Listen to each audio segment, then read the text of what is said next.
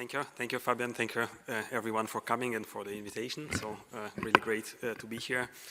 So yeah, that was very nice, very lovely introduction. I need probably to say a few words about AITHYRA. So this is a new institute that we are building in Vienna. So well, we have even a cool logo and an animation. And basically, AITHYRA is probably the first institute that I know that was named by AI. So it was an LLM proposed the name that represents a fictional goddess of biological AI. AITHYRA is the daughter of Asclepius and Athena, as you probably know, the gods of wisdom and of medicine in ancient Greece. And we're actually hiring starting PIs. I think we're offering conditions that are on par or even better than what, for example, Max Planck or ETH can offer. So the starting package is 700,000 per year, which includes lab funding, budget for students, postdocs, and also the PI salary. So what I would like to talk about today is how the AI will change, as I believe, science that is done in this field of biological AI. That's why I think it is very interesting to come from this perspective, from computer science to these fields and potentially make a revolution there. But let me take you maybe back to history or to fictional history and imagine that we probably all have heroes in science, right? So I for sure have a few. Imagine that you come to meet your scientific hero, a prominent scholar and scientist, and instead of him, and unknown to you, it is actually a devil that takes his place, and you want to discuss science and biology in particular, and this is how he talks to you about biology. And I'm reading here in the English translation, and he says that who traces life and seeks to give descriptions of the things that live, begins with killing to dissect. He gets the pieces to inspect, the lifeless limbs beneath his knife, all parts but link, which gave them life. So I hope you all, well, most of you probably coming from Germany would definitely recognize the classical poem of Goethe, and this is the famous episode where Mephistopheles takes the place of Faust and talks to the scholar. And Goethe was actually a scientist, not only a poet, and I think he brilliantly captured here in poetic words one of the problems that makes biology hard as a science and in particular as application for AI, and this is the problem of biological scales, right? So if we take a living organism, we can look at it across different scales from molecular scale, right? So molecules exist at the scale of nanometers and interact sometimes at the scale of femtoseconds, all the way to cells, tissues, organs, organisms, and entire populations or ecosystems that are more than 10 orders of magnitude away. And the problem is that at different scales we have different understanding of them, and I think it's fair to say that we have very good idea of how the lower scales are organized, but as we go higher to the level of abstraction, we increasingly have less and less clue. And this is an example, right? So if you take a small molecule, typical drug, maybe between 10 and 20 atoms, we actually can simulate and describe how it works very accurately, right? So we have quantum mechanical models, we can simulate everything. If you already take a protein molecule, typical protein, maybe 10,000 atoms, there is no way that we can simulate it at the quantum mechanical level. So we need to go to a different level of abstraction, different physical models. Molecular dynamics, if you're familiar with, is typical way of simulating proteins. And this is just one protein molecule in a cell. In a cell we have something like 100 trillion atoms, right? And this is just one cell in our body. We have maybe a few trillions of these. So basically, starting from foundations, right, and try to scale them up is totally computationally intractable, right? We cannot do molecular dynamics on a cell. We can barely do it for just a complex of proteins. And this was nicely captured by Philip Anderson, Nobel laureate in physics. So he had this beautiful essay in Nature that is called More is Different, and he was talking about emergent phenomena, and he said that the ability to reduce everything to simple fundamental laws doesn't imply the ability to start from those laws. And instead, at each level of complexity, entirely new properties appear. Now, this is a problem in computational science and, well, computational biology, computational physics, you name it, because the very premise of these sciences is that you know the model of your system, right? So you typically will have something like a differential equation that describes your physical system or biological system or a chemical system. You program it in software, right, and then run the software on a computer, apply to some data, and then you produce the desired outcome, right? So this is how we simulate weather, this is how we build aircraft, this is how we simulate drugs. The problem that in biological systems in particular, we often don't have this equation, right? We don't have a description of the system in the form that a human understands. We don't have an equation of a cell. So it seems that our only hope is resort to machine learning methods, to AI, right, as it's fashionably called now, and reverse the process. So this is what Andrei Karpathy, one of the prominent researchers formerly of OpenAI, calls software 2.0. So instead of feeding your computer with instructions and data, you feed it with examples of input and output behavior, right? What we call in machine learning a training set. And then you figure implicitly the logic out in the form of, for example, parameters or weights of a neural network.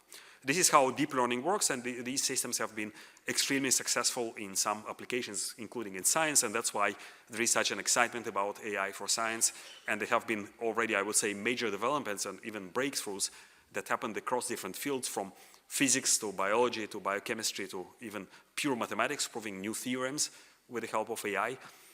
All happened in the last few years, and that's why this field is very exciting and moving very fast. Now, if we talk about machine learning, right? So one of the classical toy examples is classifying cats and dogs, right? So that's what a 2-year-old child can do almost perfectly without any mistake. But if we look at it mathematically, it's actually a very difficult problem because, again, we don't really have a mathematical description of what makes a cat look like a cat, right? We don't have an equation of a cat. So what we can do in machine learning, we can feed a system with examples of images of cats and dogs and then have some kind of parametric black box, a neural network that will be able to approximate this unknown function that classifies cats and dogs, right? And neural networks have historically been kind of accepted and right model to put into this black box, right? So we know perceptrons already from the 50s. The problem that these methods, if you apply them blindly, right? So if you use standard techniques from function approximation theory that mathematicians love to ask questions like how many samples do you need to take in order to approximate a function to a desired accuracy, we run into geometric or statistical phenomena that are called the curse of dimensionality. So the number of samples that you will need to take for a function, even a very modest number of dimensions like 10, will be probably more than the number of particles in the universe. And in machine learning, we often talk about inputs that live in thousands, if not millions of dimensions. So the breakthrough that happened in machine learning came actually from inspiration from neuroscience. I'm talking about the famous work of Hubel and Wiesel at Harvard that won the Nobel Prize in Medicine, studying the organization of the visual cortex, and they tried to understand how the brain makes these kind of tasks, solve these tasks like recognizing cats and dogs. And what they came up with a blueprint that was then imitated on a computer, first by Fukushima in the 80s and then by Jan LeCun famously in the convolutional neural networks. And basically it can boil down to two simple principles. So you don't have a fully connected layer like in standard perceptron neural networks. You have two principles of locality and shared parameters. So the neurons are connected locally, what is called receptive field, and the parameters are reused across different locations in the image. This equips convolutional neural networks with translational invariance. So roughly speaking, if you want to tell that an image contains a cat, you don't care where the cat is located in the image, right? So we call this translational invariance. So Fabian mentioned it in his introduction. There is now a debate whether this is a necessary inductive bias that you want to bake into the architecture, or you can learn it from the data at the expense of more data points and more compute. Now, computer vision community has initially been quite skeptical to these ideas because they didn't work, but everything changed with increase of data and compute scale. And the revolution that happened in 2012 was a convolutional neural network architecture that was developed by the group of Geoffrey Hinton in Toronto, which showed that you can outperform significantly anything that was handcrafted, right? So people that tried to handcraft roughly the equation of the cat and build it into some very complicated, very sophisticated feature description algorithms were totally wiped out by a neural network that did it the same completely from the data. And this was possible due to, again, scaling laws, the availability of GPUs for general purpose computing, and also developments in the algorithms. And you can say that the rest is history. So the Turing Award was given for deep learning in 2018. And as Fabian mentioned as well, the Nobel Prize went to Geoff Hinton last year. Now, if we talk about problems in biology, right, so typical application in drug virtual screening, so I give you a molecule represented as a graph, you try to predict its properties in order to decide whether this is a good drug candidate, whether it will be toxic, whether you can dissolve it in water, whether it binds well to its therapeutic target. So here the type of the data is a graph. So the molecule is described as a graph, so the nodes represent atoms and the edges represent chemical bonds, and you can see that here we need to deal with different sort of invariants, right? So in the graph, I can organize my nodes in arbitrary way, right? So I can order them arbitrarily. So any permutation of the inputs needs to be dealt with. And the property that we call permutation invariance is actually addressed in special type of neural network architectures that are called graph neural networks, that again Fabian mentioned in his introduction. Basically, it is baked into the architecture by design, right? And this is to say that the properties of a molecule do not change no matter how I reorder the atoms in the representation of this molecule on the computer. Now, of course, we can think of molecules, if you think of them as graphs, so they are not just topological objects, right? Just a bunch of nodes and connections between them. They also live in some three-dimensional space, right? So you can think of atomic coordinates, right, and how the molecule is organized in 3D space. So we have also different versions of the same molecule that is a chemical formula looks the same, but it has different isomers, right? So a different way that it is configured. So we can think of it as basically the nodes of the graph have continuous three-dimensional coordinates, right? And now we can talk about continuous transformations that are applied to these coordinates. So what is called the special Euclidean group, right? Rotations and translations. So we want to be able to say that no matter how we place the molecule in space, its properties will not change. Actually, reflections are ruled out because they do change chirality and change chemical and physical properties. So again, you can design special type of neural network architectures that respect this symmetry. And I guess you get the idea. So the field that is called geometric deep learning tries to build architectures from first principles, and this first principle is the principle of symmetry. How we can respect the symmetry in our design, and symmetry is a very important principle that underlies many scientific and engineering applications. And Hermann Weyl, who was one of the most prominent mathematical physicists of the 20th century, poetically spoke about symmetry as one idea by which man through the ages has tried to comprehend and create order, beauty, and perfection. And it also laid into the foundations of geometry from the ancient Greeks, and also played a fundamental role in the reimagining of geometry in the 19th century, where came the first designs and first constructions of non-Euclidean geometries after more than 2,000 years in the foundations of what is called in the history of mathematics the Erlangen program by Felix Klein, also a German mathematician, that proposed to define geometry as the properties of geometric shapes that remain invariant under the action of some group of transformations. And Euclidean geometry can be defined in this way as stemming from rigid transformations, rotations, translations, and reflections, but you can also go to more general groups and more general geometries. And it has played a fundamental role in physics, and the same Philip Anderson in the same essay that I quoted in the beginning was saying that it's only slightly overstating to say that physics is the study of symmetry. And if you're familiar with physics, basically all physics that we currently know and understand, the standard model of particles, boils down to symmetry groups, right? So the external symmetry of the space-time, what is called the Poincaré group, that gives rise to the Minkowski geometry of space-time and special relativity, and the internal symmetries of quantum fields that give rise to different fundamental forces and different interactions between particles, right? So symmetry fundamentally underpins everything that we know in physics, and if you look at our little example of a molecule, it actually mirrors the same situation. So we have two types of symmetry here, the symmetry of the domain, right, the permutation of the nodes in the graph, and symmetry of the data that lives on this domain. In this case, these are three-dimensional atomic coordinates. And again, the geometric deep learning offers this general blueprint that allows you to design such architectures that would respect certain symmetries. And probably the most famous implementation of this principle was in AlphaFold 2, the program from DeepMind that predicted the structure of proteins and brought its inventors the Nobel Prize in chemistry. So why proteins would be important? Proteins are often called the molecules of life. So literally every form of life that we currently are aware of is based on proteins, and we find them everywhere in our body and in other organisms, from defending us against pathogens, storing oxygen and transporting it to our cells. Any chemical reaction would not happen without catalysts that are called enzymes, right? Special type of proteins. So literally any important biological process is mediated by proteins.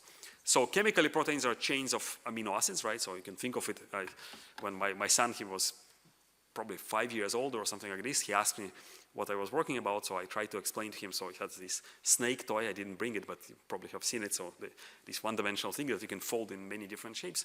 So this is roughly how our proteins are, right? So it's a one-dimensional biopolymer, but under the influence of electrostatic forces, it folds into complicated three-dimensional structure, and this structure endows it with function, right? So you start with a sequence of basically these amino acids that are concatenated, then it folds in three-dimensional structure, and then this structure, like a lock and a key, gives the protein its function, right? So what other molecules it can bind.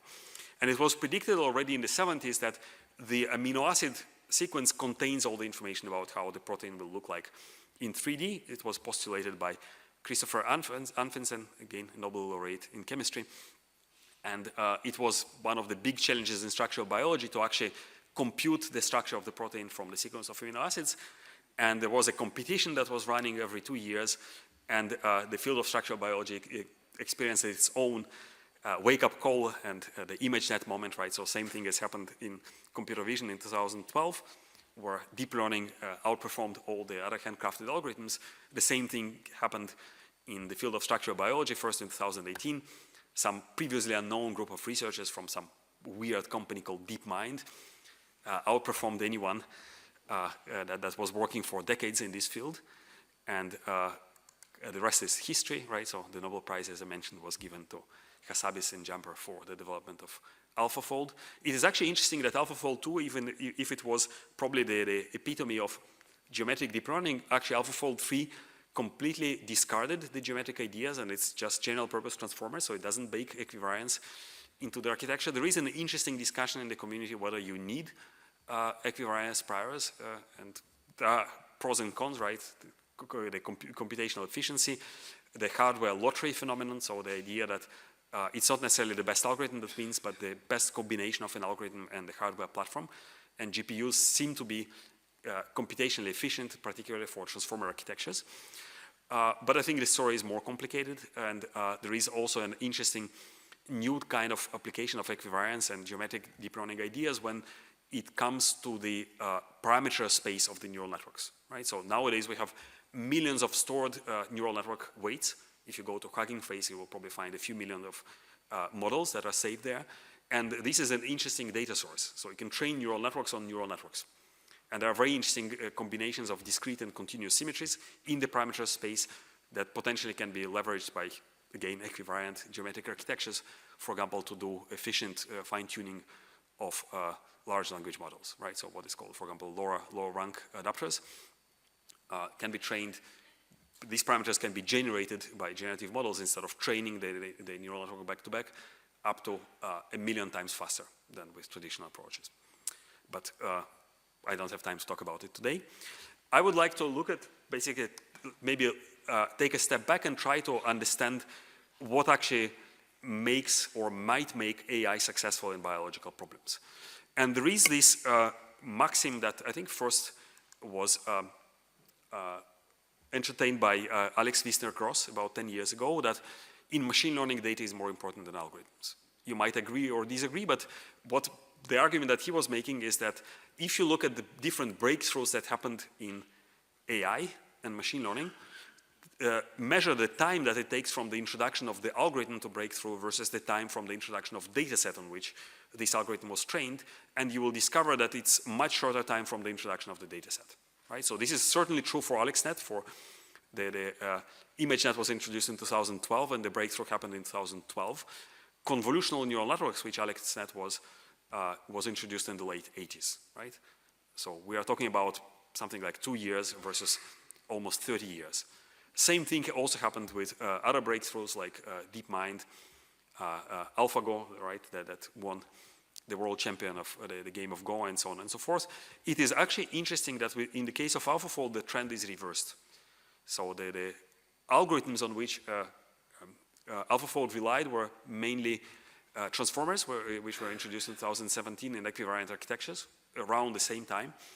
Whereas the data set on which it was trained, it was a protein database and UniProt, so sequences and three-dimensional structures of proteins that existed already from the 70s. And from the, well, you can argue that most of the data is more recent, but at least if you take it with a grain of salt, it's interesting to see that this trend is reversed, and this probably points to another underappreciated parameter of success of AI in biological problems and in science probably more generally, which is the choice of the right problem. And we can ask, the question is, what is necessary to make machine learning successful in a particular problem, right? And I can already say that I don't have an answer. I wish I knew, otherwise I probably wouldn't be, as many of you, looking for interesting problems to be addressed. But we can make some educated guesses, and these are my educated guesses. We can argue about them. So I think the first two are probably not controversial, and the other two we can discuss. The first two are availability of large and diverse data sets and clear performance criterion. The other two are the availability of what I call internal structure and the generate solution space in the problem. So talking about data, well, if we look at the ImageNet breakthrough, right, the key success criterion was ImageNet dataset established in 2010.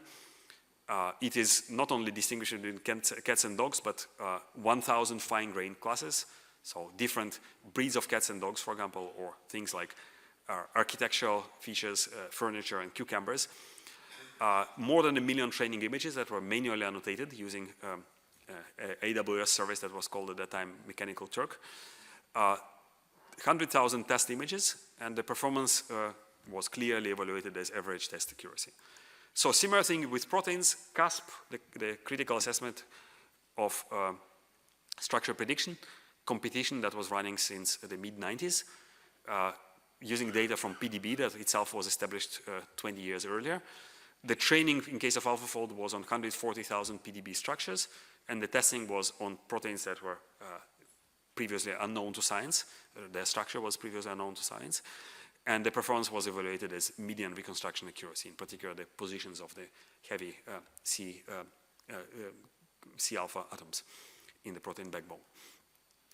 So the second thing, the third ingredient in this recipe is what I call the generate solution space.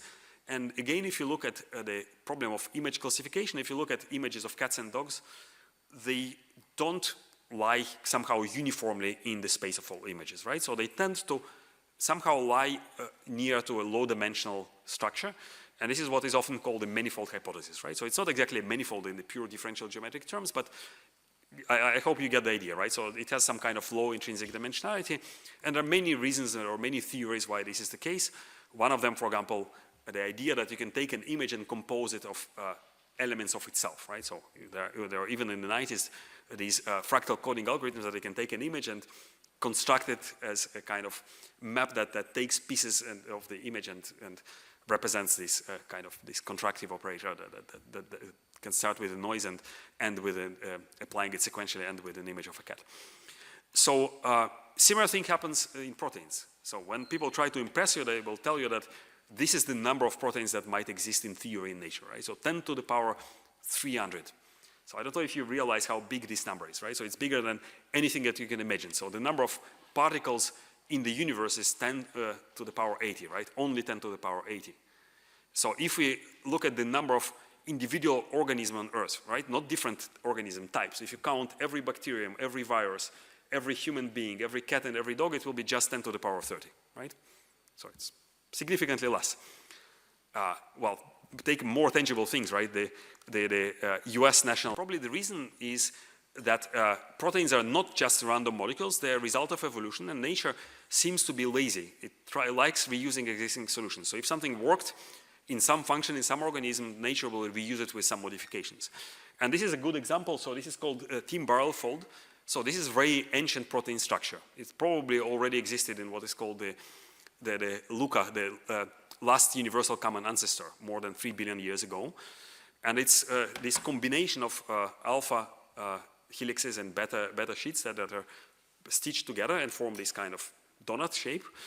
And it's heavily used in about 10% of all enzymes across diverse organisms and across different functions, right? So different metabolic processes in things as different as a bacterium or our own body or even a tomato.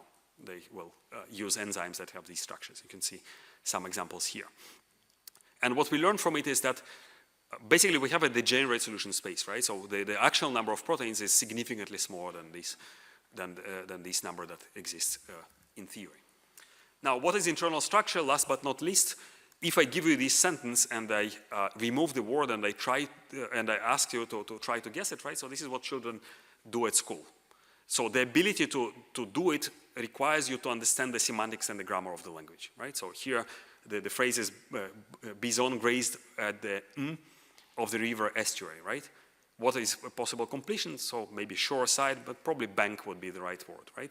How do we know it, right? From context, because we are talking about something related to a river, right? And the bank is a word that in English means a side of a river.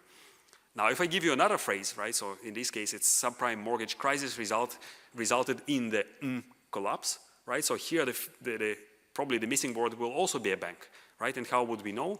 Also from context, right? So looking at the words where this term bank appears. So in language, this is called distributional hypothesis, and this is to capture this idea that words that occur in the same context tend to have similar meanings. And this is, in a very simplified form, what makes programs like ChatGPT work, right? So LLMs, large language models, are trained on trillions of examples like this, where you remove a word. This is called mask token prediction, and you try to guess it from the context. Usually the context can be very big, like hundreds of thousands, and in some cases even millions of words. And you do it on a lot of data, and this makes the machine learning model to understand, right, in some sense, not only the structure and the grammar of the language, but also the semantics, right? What words make sense in this particular context. So in proteins, the analogy of this is called multiple sequence alignment. Again, the idea that proteins are related by evolution, and we can look at protein sequences in different organisms, and they're probably responsible for similar functions and might have similar structures. So if we align the proteins and we try to take advantage of this information, it will convey this kind of distributional hypothesis. And this was also one of the important ingredients that made AlphaFold 2 work. So if I go back to my question, does AlphaFold learn the physical laws of protein folding, right? So does it really solve the scientific problem? So I think the answer is it doesn't, right? We don't really understand what it does. It's a black box. But I think this is a wrong question. I think the question is whether it has to learn the physical laws of protein folding. We actually have multiple evidence that what it does is very sophisticated pattern matching, like LLMs do, right? So do they really understand the language? Do we really have reasoning, right? So I don't think that there is a consensus about it. It might happen at some scale, but maybe it is not even needed to be useful and to solve scientific problems. And this brings us to maybe a more philosophical question. I think Fabian also mentioned it briefly in his introduction, is how science might look like in the age of AI, right? And there is this, when AI was not yet a fashionable buzzword and everybody was talking about big data and data science, Chris Anderson, who was editor-in-chief of Wired magazine, entertained this idea of the end of theory, right? So science that is not based on theory anymore. And I quote here that somewhere between Newton and Zuckerberg, theory took a back seat, so much data had accumulated and computers are already so much better than us at finding relationship within it. Soon the old scientific method of hypothesize, predict, and test would be relegated to the dustbin of history, right? So it's interesting actually that if technology has been used in scientific discovery process, which is exactly these stages, hypothesize, predict, and test, it has been first used for testing, right? So Newton himself invented a new telescope to confirm his theories on the motion of celestial bodies. With the advent of digital computers, we do everything in simulation, right? So technology is used in prediction, but the hypothesis generation has always been a human endeavor, right? It has always been the eureka moment, the spark of genius, the intuition, right, of a human brain. And we are probably experiencing for the first time in the history of science and the history of humankind that the computer is not just a mechanical amplification of our brain, but it becomes a creative partner in this process.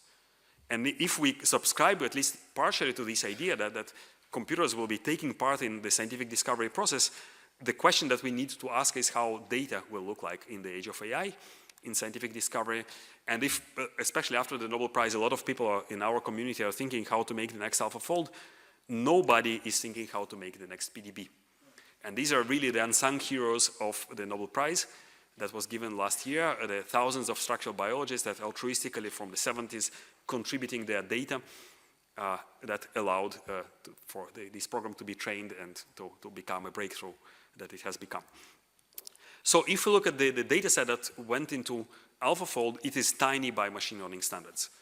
10 years after AlexNet, it is an order of magnitude smaller, only 150,000 structures. And yet it took 50 years and almost $50 billion to create this data set.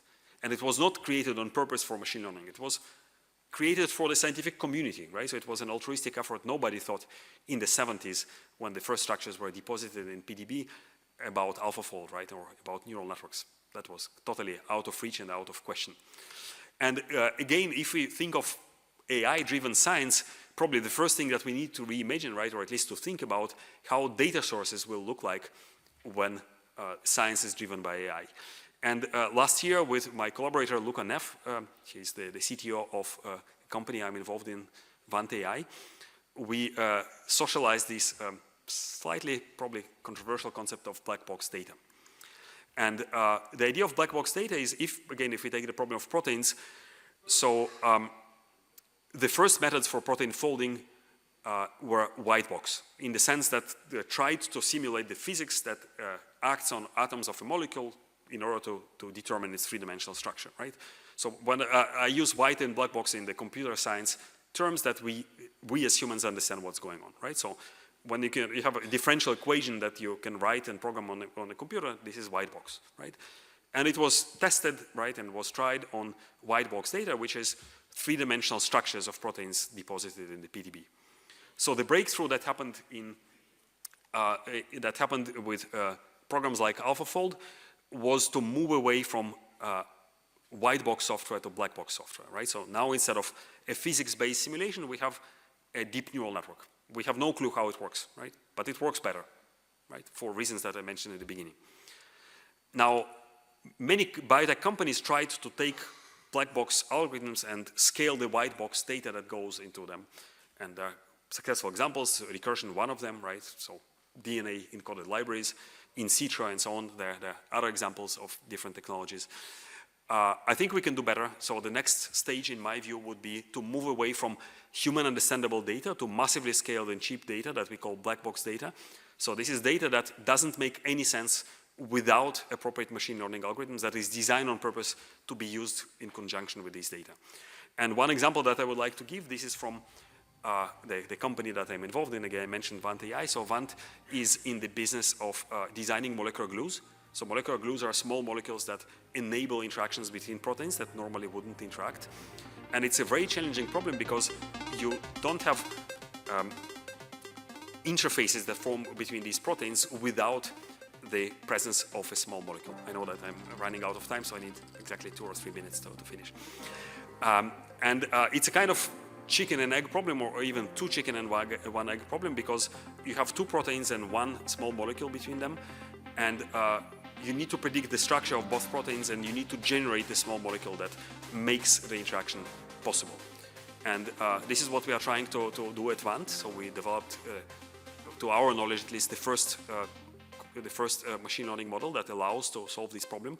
Actually, it's a multi-model model that allows to solve multiple problems: forward folding, inverse folding, generation from partial data, so all the different problems. But what is interesting about this model is that it uses this sort of black box data. So we are using cross-link mass spectrometry. So it's a structural proteomics approach that doesn't give you the full protein structure. It gives you a few contact points between proteins. And we can show that it allows to, it reduces the search space, right? So we talk about the generate solution space. It significantly improves the performance of docking. It significantly improves the performance of structure prediction. So in this case, it's a complex on which programs like AlphaFold 3 or its open source clone Boltz1 from MIT completely fail, right? And with this additional restraints, we get very accurate prediction of these complexes. It works overall significantly better across different problems in molecular structure prediction and molecular design.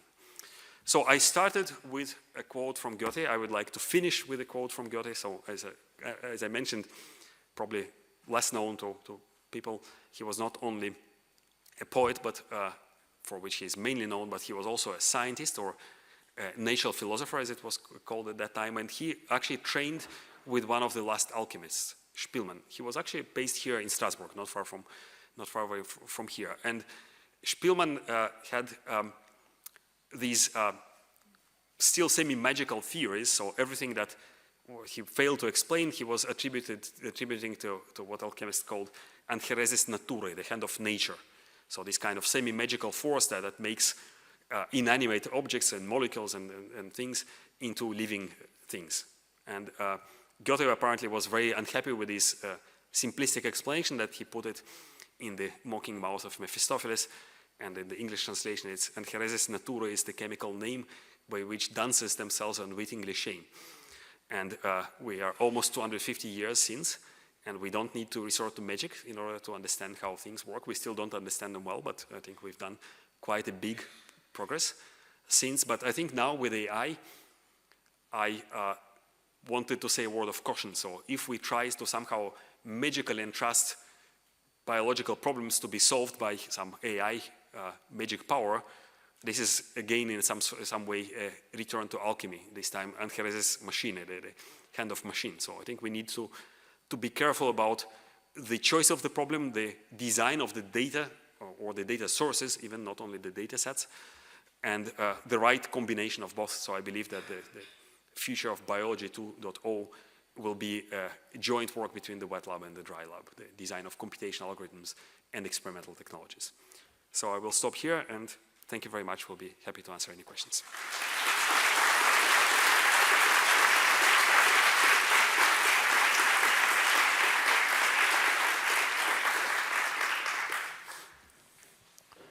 Thank you again, Michael, for this very inspiring keynote. Now we move on to our first Q&A session for Michael. So if you have a question to the speaker, please queue up at one of the 2 microphones. Yes, and I'm not doing this to show how it works, but I have an actual question. Thank you so much for this talk. My question is regarding this choice of model or data trumps algorithm, right? Where we live in an age of neural scaling laws that dictate that increasing model performance requires exponentially more data and exponentially larger models. But with big models and big data comes big compute. So if we're limited in compute, which axis would you choose to scale on? Very good question. So I think there are always these kind of dire predictions about the scaling in deep learning, that you're running out of compute, you're running out of data, but then entire new dimensions open up, right? So like inference time scaling laws, so that you can do in LLMs, basically you allow the model to think at inference time, right? So this is what at least so far has defied the scarcity of data and the scarcity of compute. It might run out of steam. So it's a little bit ungrateful job to make these predictions. I think we are not there yet. Thank you.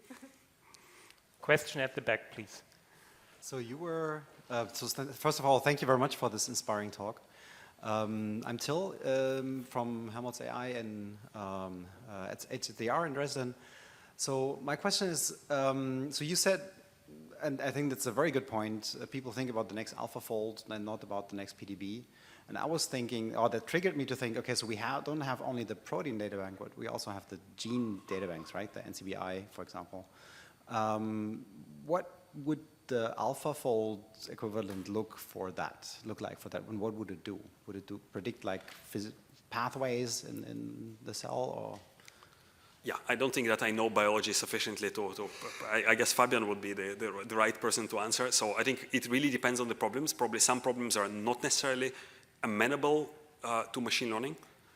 I would say that you can, again, try to think of which problems are a good choice, whether you have this kind of low-dimensional degenerate structure, right? So it can be anything. For example, if you take mathematics, right? So proving theorems.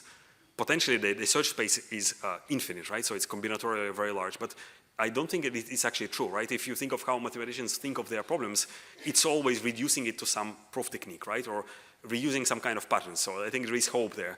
And this is also probably true for biology. I think biology looks a lot like reusing some kind of building blocks, right? Because also if we think of our body, right, we have trillions of cells and somehow every cell does roughly the same thing, right? So in case of genetics or genomic data, I don't know whether you want to build an explicit mechanistic model for the cell, or you want to do completely black box, or probably combination of both, right? So try to model what you know and try to learn what you don't know, right? Or what is difficult to model. Probably some combined approach, I would say. Yeah, but I don't know. Fabian, maybe you can say some wise words.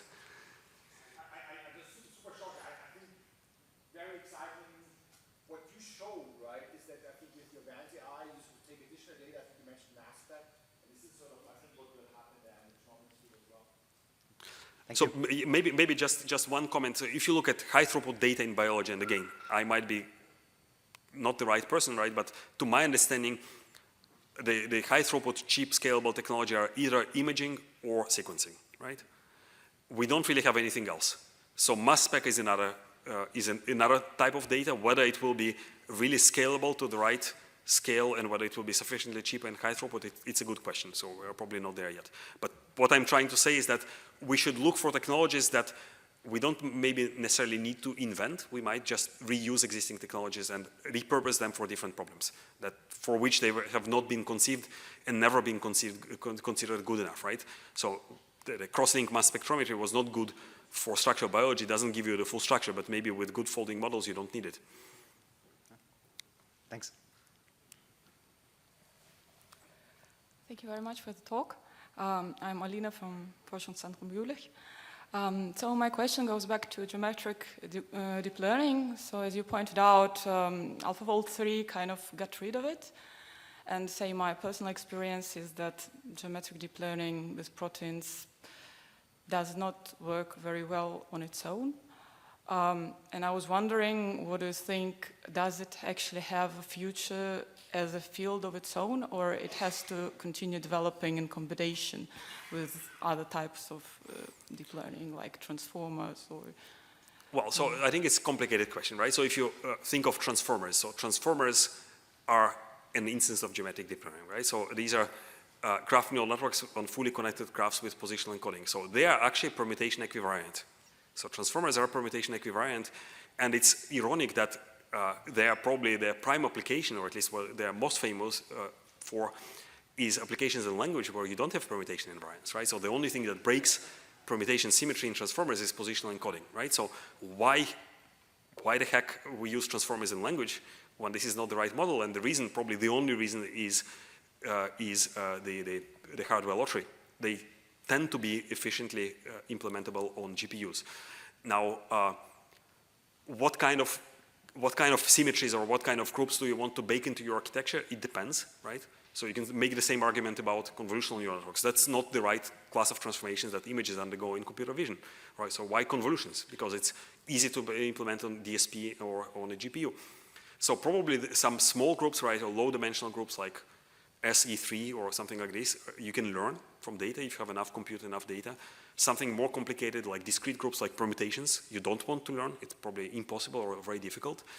And again, the second coming of equivariant architecture that I mentioned briefly, all this story of symmetries in the parameter space. So this has been known, of course, right? So people analyze the energy landscapes of neural networks that actually have local minima because of the symmetries in the parameter spaces, but nobody really formally and deliberately used these symmetries in the parameter space. So now we have a lot of neural networks, right? So checkpoints of neural networks that are stored somewhere. So it's a new data source. You can actually learn on neural networks. You need to account for these symmetries to do it efficiently. You can design generative models that potentially bypass backpropagation, right? So you don't need to train a neural network by backpropagation. You can actually generate parameters at once by diffusion model. So this works up to 1 million times faster than training neural networks, right? Or LoRa adapters for LLMs that you would traditionally do, right? So we have completely new direction that is based on the same principles. So I wouldn't bury geometric deep learning as fast. Thank you. That's very inspiring, actually, especially this, say, one level higher learning. It's really great. Thank you. Thank you. Hi, I'm Marie from Helmholtz Munich, and I want to have a slightly more general question. So you kind of said we don't care if the models don't learn the physical fundamentals of the system. Do you think that we have a chance to master the more is different, like the phase transition or the multi-scale approaches like that? And if yes, how? Like, what do we need to? Good question. So I think we can probably learn some emergent phenomena. Whether it will necessarily be human understandable, that's probably a more philosophical question, and I'm not sure I have the answers. We probably need even to redefine what we understand by interpretable model, right? So if you were to take even completely trivial phenomenon like friction, right? So if you were to learn the equations of friction from scratch from the data, you will probably discover a differential equation with 100 of parameters, right? So whether this is more intuitive than a black box with 1 million weights, I don't know, right? But of course, in symbolic descriptions, you have the nice thing that you can approximate it, right? You can do some kind of corner case or asymptotic analysis where some of these terms will disappear, right, or become negligible, right? So that's how Newtonian mechanics was discovered, right? So we know that it's wrong. It's just correct in some situations, and we can describe what these situations are, right? So these are the non-relativistic settings. So probably something like this can be discovered in some fields of physics, but it could be that everything that could be discovered has already been discovered, and we don't have simple descriptions of biological systems, let's say, right? So it will necessarily be this kind of black box that you simulate rather than write down on a piece of paper. So I have no idea, but it could be, right? Thanks. I think we have time for one last question. Okay. Yeah, hi, Stefan Brammer from Munich. You talked about this black box pipeline, and I know that so in proteins that the quality of the data is very important. So one single mutation can already abolish the function of a protein. But so how do you ensure the high quality of proteins in your black box approach, or do you don't care so much about this problem? Let me say something controversial, and again, I'm not an expert here. So the poor quality is a feature in some settings and not a bug. So if you think of crystallographic data, right? So you have the protein, if you look at the electron density, it is actually very blurred, right? And people work very hard with computational models, sometimes by hand, with a lot of handcrafting, to try to reconstruct the position of the atoms. And this is what goes into models like AlphaFold. Now, what you actually see, the result of the blur, is different conformations of the proteins that you somehow average. So you potentially get access to the distribution of these conformations. People just don't use it. And this is also true for NMR data. This is probably true for mass spec data. So there is a second life to all these traditional technologies that can be potentially recovered. This is probably true for a lot of other things. Yeah, thank you. So my apologies, we have to cut the further questions short. I think you will have more time to interact with Michael also during the breaks and also later today. So let's thank him again.